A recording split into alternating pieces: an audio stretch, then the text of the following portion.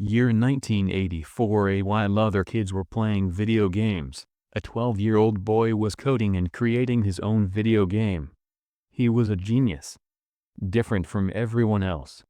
And that's why he had no friends. He was badly bullied.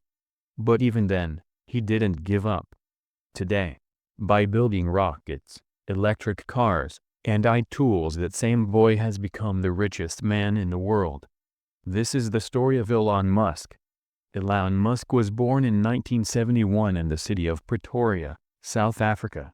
His father was a mechanical engineer and his mother a model and dietitian. In childhood, Elon had a problem. He would often go into a trance-like state. During those moments, no matter what was happening around him, he wouldn't have the slightest clue. His parents and doctors thought there was something wrong with his hearing.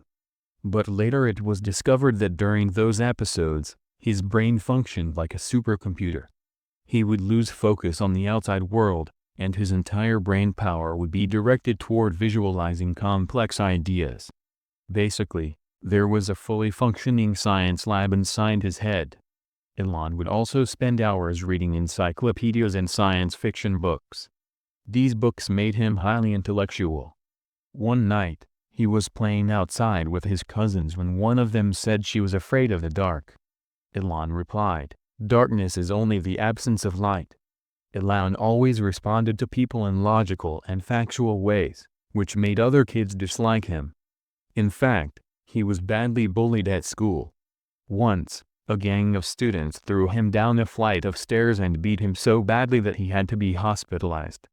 But all of these incidents made Elon strong, able to endure pain and hardship.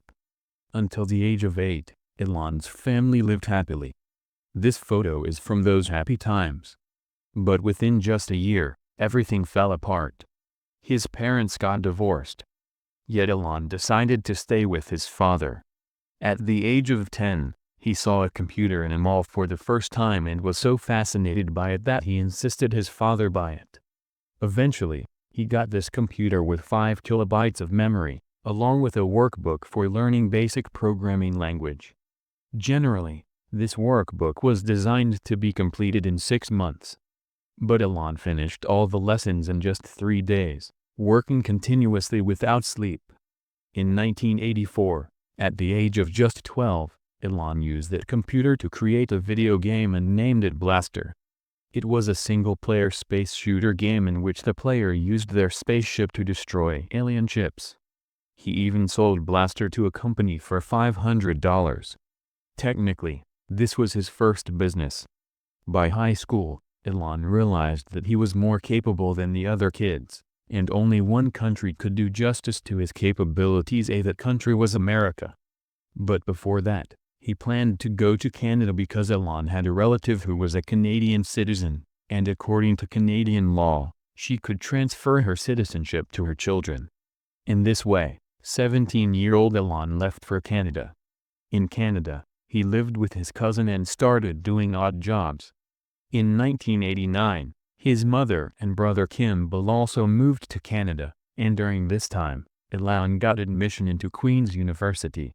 Within 2 years, he transferred to the University of Pennsylvania in the USA, finally setting foot in America. In 1995, after finishing college, Elon and his brother Kimball wanted to start their own startup. At that time, the internet had started reaching the masses rapidly. Yet, to find local businesses or stores, people still had to use city paper directories, and these directories listed all business details in the area. For directions, people had to use physical maps or ask others. Seeing this, Elon got the idea, why not create an online listing for businesses? A website where all city businesses would be listed and divided into categories like restaurants, hotels, and doctors, so people could locate them easily. And it would also have an online map for directions. Elon and Kimball rented a small apartment and began working on the idea. They named their startup Zip2. Elon would code day and night, and Kimball would go door to door convincing shopkeepers to get listed on Zip2. Within a year, the Zip2 team grew. The platform improved, and customers started joining quickly. Later, Zip2 also started building software for other companies. Seeing this, the company secured $3 million and then $50 million in funding.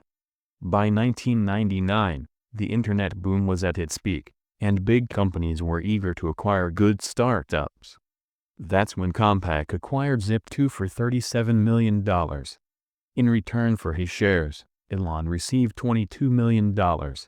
And just like that, at the age of 27, Elon Musk became a multimillionaire. Elon could have retired with that money. But the success of Zip2 was not even 1% of what the future held for him. By the way, during college, while doing an internship at Nova Scotia Bank, Elon realized that the banking industry was quite slow and old-fashioned. That's when he decided he wanted to disrupt the banking industry.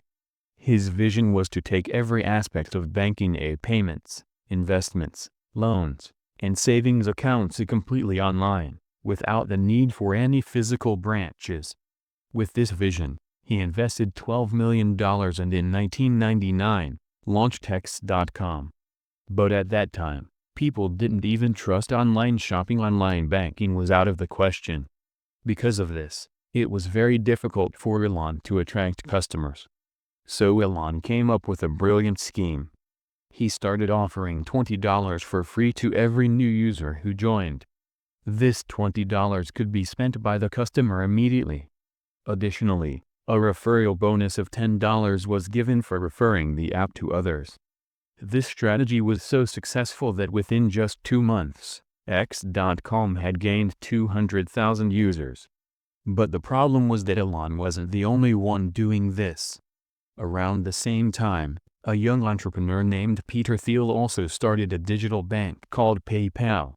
Both companies were spending crores of rupees on marketing to outcompete each other. But at the beginning of the year 2000, they realized that if they kept fighting like this, both companies would be ruined. So, in March, the two companies merged. Elon became the largest shareholder and CEO of the new company, and the company was named X.com. But after the merger, it became clear that there were many disagreements between Elon and the founders of PayPal. While Elon wanted the company to be called X.com, the employees and customers preferred the name PayPal. Moreover, Elon's management style was quite ruthless. He micromanaged his employees and publicly criticized them for their mistakes. Tasks that typically took days or weeks, Elon expected them to be completed in just a few hours. Around the same time, Elon got married to his longtime girlfriend, Justine, and in September 2000, they went to Australia for their honeymoon. Taking advantage of this opportunity, the company's senior executives and board of directors removed him from the position of CEO and made Peter Thiel the new CEO. Elon tried very hard to regain control after returning. But he was not successful. However, he remained the largest shareholder of PayPal. Luckily, under Peter Thiel's leadership, PayPal also saw significant growth, and in 2002, eBay acquired PayPal for $1.5 billion. From this deal, Elon received a total of $180 million. After PayPal's success, Elon had become one of the most successful entrepreneurs in Silicon Valley. But just then, a major tragedy occurred in Elon's life. Due to an illness, he lost his 2.5-month-old son forever. This incident deeply impacted Elon. He didn't return home for 3 weeks because he didn't have the courage to see the empty cradle at home. As a child, Elon used to immerse himself in books and programming to deal with bullying. Similarly, to cope with the loss of his son, he committed himself to work. In 2001, at the age of 30, Elon began searching again for an industry that could be disrupted. As a child, he was deeply interested in space and used to build and launch many rockets. So, he began exploring the space sector. One day, a question popped into his mind: why haven't humans explored Mars yet? He checked NASA's website and found that NASA had no concrete plans to explore Mars. And in that very moment, he decided that his next mission would be to explore Mars. Elon met with the world's best rocket scientists and immersed himself in rocket science books to the point where he began becoming an expert in rocket science himself. Elon launched the Life to Mars Foundation and started the Mars Oasis project, whose main aim was to send a pressurized greenhouse to Mars and grow the first plant there. His objective was to prove to the world that life on Mars was possible. He wanted to show this experiment to the world through cameras and reignite global interest in Mars exploration. Elon's plan was to buy intercontinental ballistic missiles from Russia and use them as launch vehicles. He planned a trip to Russia with some aerospace experts, but the negotiations with the Russians never really went well. The Russians didn't take Elon seriously because of his age. Elon had come there to buy 3 missiles for $20 million. But the Russians quoted a price of $21 million for just one missile. Elon and his team realized that expecting rockets from Russia was pointless. On the return flight, while his team sat disappointed, Elon was busy working on his laptop. After a while, he told his team, "We'll build the rockets ourselves." He had already calculated the costs of raw materials, manufacturing, assembly, and launch on his laptop. He realized that the cost of raw materials required to build a rocket was only 2 to 3% of the total cost of the finished rocket. The remaining cost could be reduced through better design and manufacturing processes. Elon understood that the real problem in the space industry wasn't that no one was exploring Mars but that humanity simply didn't have affordable rockets to do so. That's why he was now ready to transform the space industry. And this is how SpaceX was born. In June 2002, Elon bought a 75,000 square foot warehouse and converted it into a modern rocket factory. From organizations like Boeing and NASA, he hired the world's best rocket scientists and engineers. They had only one mission: to become the company that builds the cheapest and fastest rockets in the space industry. To achieve this, Elon used several innovative strategies. While other aerospace companies kept design and build teams separate, SpaceX made both teams work together. This saved time and reduced errors. Then SpaceX adopted vertical integration. That is, parts that were earlier sourced from third-party suppliers like engines, fuel, tanks, and battery packs were now made in-house by SpaceX. Because suppliers were slow and expensive. Finally, Elon noticed that other companies were spending 2 to 3 times more on every rocket part, while the same tasks could be accomplished using cheaper components. With this, Elon declared that SpaceX's first rocket would be named Falcon 1. At that time, other companies charged around $70 million to send a 600 kilograms payload into low Earth orbit, whereas Elon promised to send the same payload for just $7 million. SpaceX's target was to launch Falcon 1 within a year. But despite all efforts, it took 4 full years to prepare. Finally, in 2006, the day arrived. The 70-foot-tall silver-colored Falcon 1 was ready for launch. The countdown ended, and the rocket began to lift off, and the whole team erupted in joy. Suddenly, after just 25 seconds, disaster struck. Due to a small fuel leak, a fire broke out near the engine. Falcon 1 lost control and crashed. Elon and his team were literally watching their dreams go up in flames. But they gathered courage and immediately began preparing for the second launch. Exactly 1 year later, Falcon 1's second launch attempt took place. This time, 3 minutes had passed since the launch and everything seemed fine. The first stage separation happened perfectly. But then, the second stage engine shut off prematurely. As a result, Falcon 1 started spinning mid-air and crashed again. Elon was heartbroken, but he knew he was very close to success. So, he started preparations for the third launch. In August 2008, the third launch attempt of Falcon 1 took place. But once again, success slipped through their fingers. Due to a minor error, Falcon 1 exploded mid-air. There was pin-drop silence in the control room. With this rocket, Elon had also burned off $100 million. SpaceX now had funds left for only one more launch. If the next attempt failed, SpaceX would cease to exist forever. On one hand, SpaceX was struggling, and on the other, Elon's second company was also on the verge of collapse, Tesla. When Elon was entering the space industry, he was also analyzing the automobile industry. Elon knew that the cars of that time depended on fossil fuels, and fossil fuels were depleting rapidly. Plus, they caused pollution. That's why his prediction was that in the future, every government would want to shift to clean energy-powered cars. In short, electric cars were the future. At that time, a few companies had launched electric cars. For example, General Motors EV1. But due to being slow, expensive, and having low range, all of them failed. After this, automobile companies shifted their focus away from electric cars. Elon understood that if electric cars were to become successful, they would have to be better than gasoline cars in terms of speed, range, price, and aspirational value. Fortunately, he found a startup working with the same vision, and that startup was Tesla Motors. Tesla was started by engineers named Martin and Mark, and their idea was to build a high-performance electric sports car named Roadster. Traditional electric cars used lead-acid batteries. But Tesla discovered in their research that if the Roadster needed to be charged quickly and have a range of 300 kilometers, it would have to use the same batteries used in phones and laptops, say lithium-ion batteries. Additionally, their plan was for the Roadster to go from 0 to 100 kilometers per hour in just 4 seconds.